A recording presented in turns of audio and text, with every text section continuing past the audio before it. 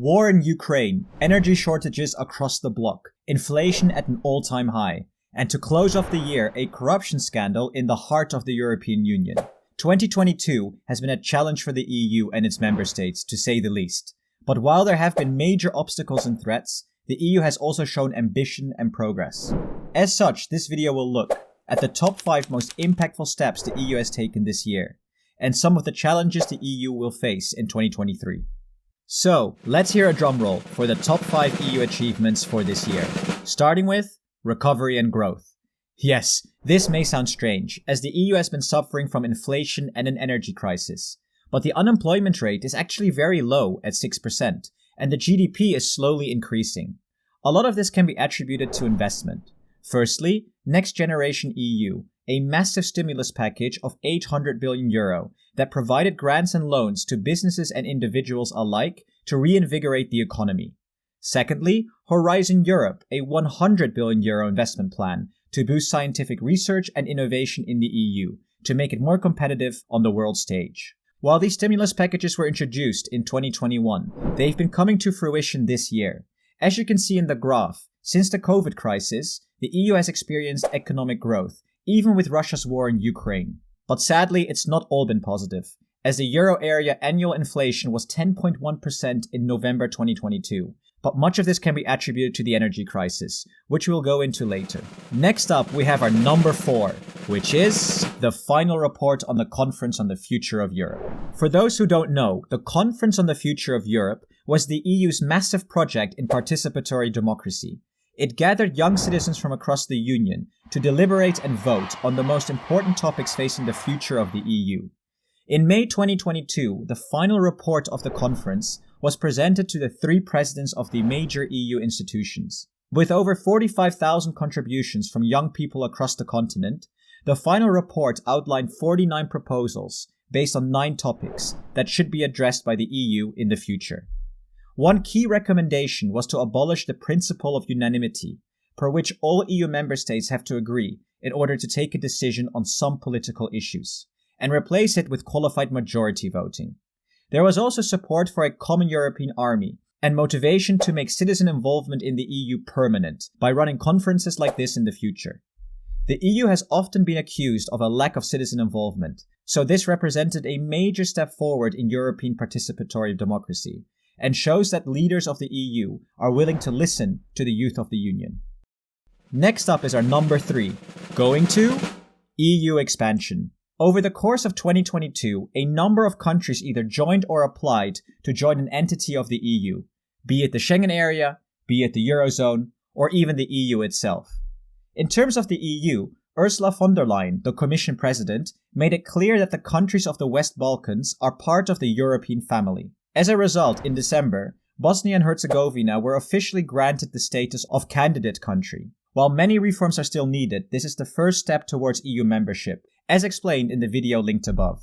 There are now 8 EU candidate countries, as Ukraine and Moldova also became candidates earlier this year. The visa-free area known as the Schengen area has also got a new member, Croatia, who will join on the 1st of January 2023. On top of this, Croatia will also be joining the Eurozone on the same date. The country will adopt the euro as its official currency and follow the monetary policy set out by the European Central Bank. But 2022 hasn't proven completely successful for those wishing to see further European integration. Bulgaria and Romania were denied entry into the Schengen this month by vetoes from the Netherlands and Austria, despite meeting the requirements of entry. The vetoes have caused rifts to form between East and West Europe, and has angered those who push for deeper ties between the European member states. Next up is our number 2 of the year, which is the EU's response to the energy crisis. With Russia's invasion of Ukraine, the EU's gas supply has been massively cut.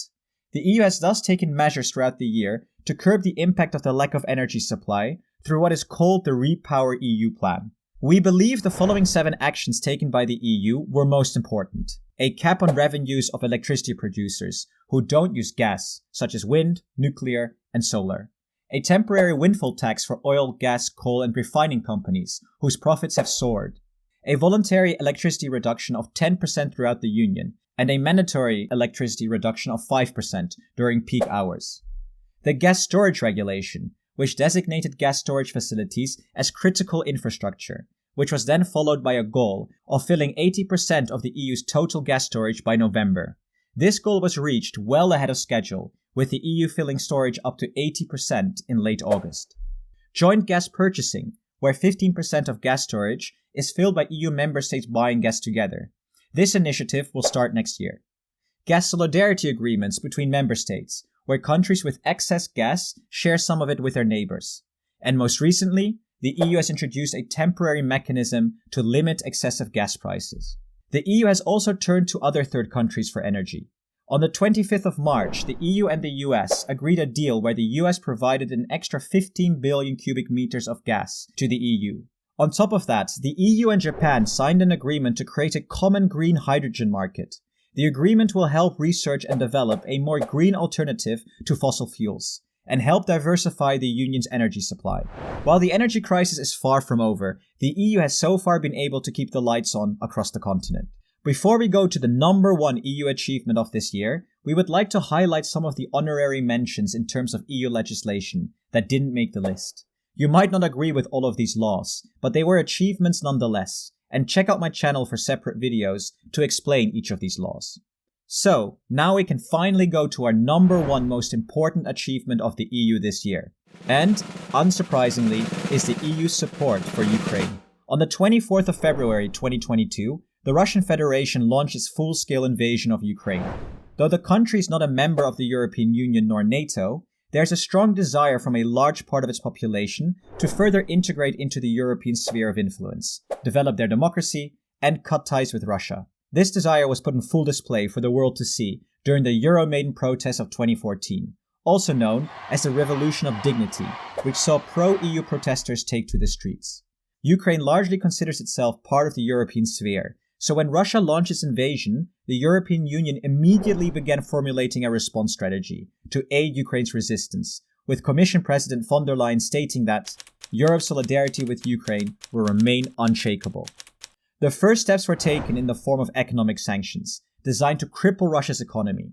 In total, 9 sanction packages were levied against Russia from the EU, the earliest being on the 23rd of February, and the latest one agreed upon on the 15th of December. These sanction packages included, but were not limited to, swift bans for Russian banks, the closure of Russian aircraft and ships to EU airspace and ports, heavy economic sanctions against Russian oligarchs such as Roman Abramovich, and the prohibition of exports and imports of many essential materials. Ukraine was also given official candidate status to join the EU after President Zelensky made the official application in March. On top of this, the EU has introduced a temporary protection mechanism so that Ukrainians are able to live and work in the EU with no questions asked. As of December 2022, over 5.3 million Ukrainians have entered the EU, according to Frontex. So, these were the top 5. But not everything has been positive for the EU this year.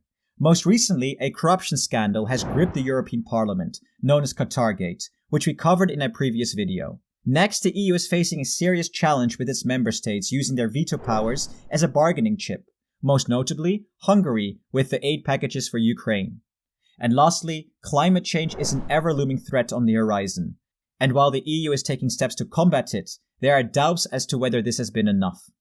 We plan on covering the main challenges to the EU in 2023 in a separate video, so stay tuned. These were the major things we believe the EU has achieved this year, but this is only our opinion. Let us know yours in the comments below. Also, a massive thank you for your help. The channel has grown to 30,000 subscribers, and we couldn't be more grateful. We have plenty of ideas and projects for the new year, and we've started by launching an Instagram page. If interested, follow us at the EU Made Simple. And as always, if you want to learn more about the EU and how it impacts you, make sure you like the video and subscribe. See you in the new year.